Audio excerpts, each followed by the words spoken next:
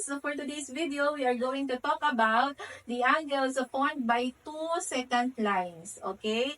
And the angles formed is inside the circle. Nasa loob na circle. Now, paano ba natin malalaman na secant line yung isang line? Now, secant line is a line that intersect the circle at 2 points. Isa siyang klase ng line na ini-intersect yung circle sa dalawang points. Now, if we are going to get line AC, okay, second ba to? Yes, kasi in-intersect nitong line AC yung circle at point A and point C. Okay, how about line BD? Is this considered second line?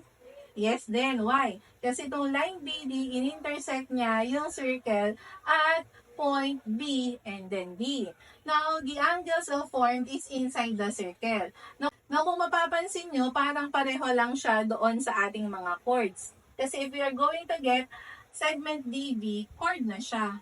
And segment CA, chord din siya. So, the formula to find for the angle is the same with the intersecting chords. Okay? So, yung intersecting secant inside the circle and intersecting chords, same sila ng formula. Which is, angle is equal to 1/2 times the arc 1 plus arc 2.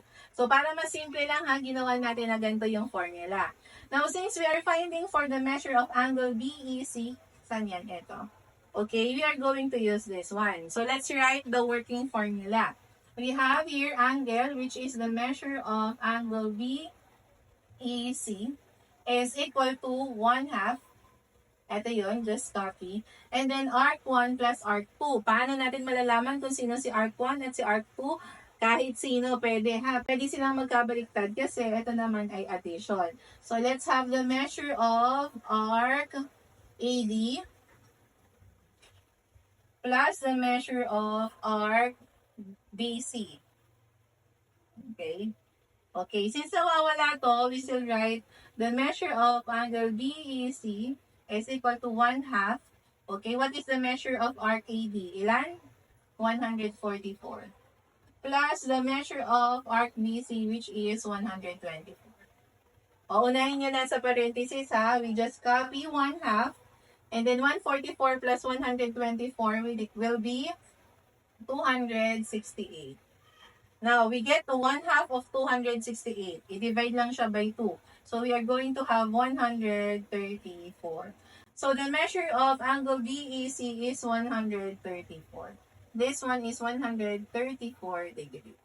Okay, ganun lang yun. Madali lang ba? Kung madali, comment yan sa ating comment section. Now, kung naintindihan nyo tong example number 1, you try to answer number 2. So, we have here your circle and then meron tayong second line, dalawa, nag-intersect inside the circle. Now, we have arc AB, which is 60 degrees, and arc BC, which is equal to 40 degrees. Now, try to find angle AEB. Oh, ito yung nawawala. Okay? Now, don't forget to follow for more math videos and remember that sharing is caring, kaya i-share ng video na ito. Okay? Bye!